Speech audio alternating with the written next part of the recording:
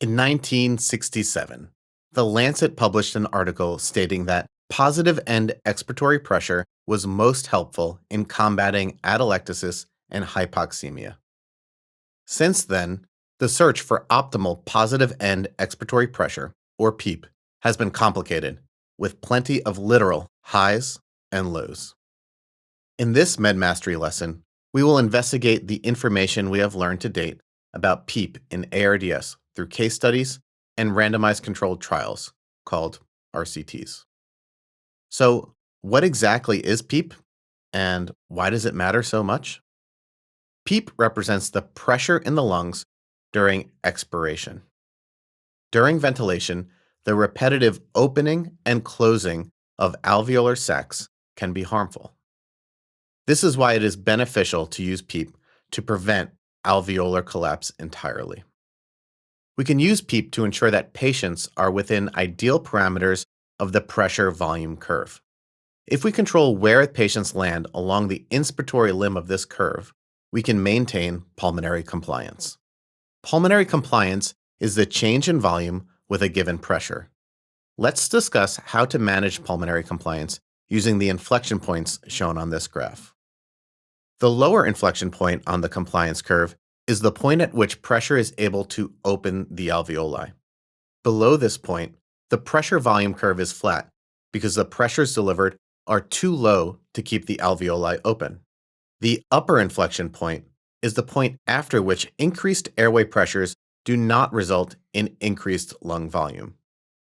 PEEP is attempted to be set between these 2 points, at a pressure above the lower inflection point, but below the upper inflection point. The seminal ARMA trial investigating low tidal volume ventilation in ARDS used a PEEP table to make the delivery of PEEP simple and uniform among the intervention and control groups. This table was like a ladder used to determine the increase in PEEP dictated by the patient's set FiO2. As you step up to higher amounts of FiO2, the PEEP would likewise increase in a stepwise fashion. The amount of PEEP ranged from a low of 5 centimeters of water at low FiO2 to a high of 24 centimeters of water at an FiO2 of 1, aka 100% oxygen. After the ARMA trial in 2000, the optimal delivery of PEEP really became a main focus of ARDS research efforts in the mid-2000s. The concept is one of open lung ventilation, that is, by providing high positive pressures, de-recruited and atelectatic areas of lung could be recruited and participate in gas exchange. In 2004, the ARDS network published results of the alveoli trial. Patients were randomized to one of 2 PEEP tables.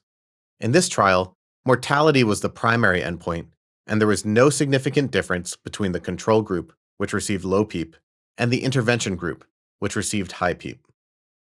In 2008, 2 studies, one conducted in France, the other in Canada, evaluated the same question of high versus low PEEP in patients with ARDS.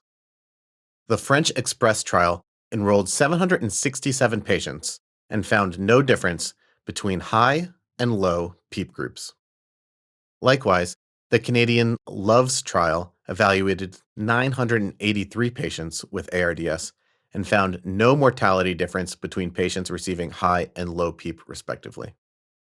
Notably, the LOVES group utilized recruitment maneuvers as part of their open lung approach, which was not used in alveoli or Express. In Express, the PEEP in the high PEEP arm was titrated until patients reached a target plateau pressure of 30, which was different than the protocols in alveoli and LOVES. A meta-analysis of all these trials found a statistically significant benefit of high PEEP when applied to patients with moderate to severe ARDS defined by a P to F ratio of less than 200. So where does all this leave us with PEEP? Probably with more questions than answers. There's been a suggestion of clinical improvement with higher PEEP in patients with more severe disease, but 3 large, notable RCTs did not find a benefit to high PEEP in all comers. This makes the use of PEEP complicated and fraught with the potential for practice differences from institution to institution. As ARDS is a heterogeneous syndrome, owing to the many types of diseases that can precipitate the syndrome, it may be unlikely that we can apply a one-size-fits-all solution to this issue. In the next chapter, we will talk about ARDS controversies, and the discussion on setting and titrating PEEP will continue. So I hope you liked this video.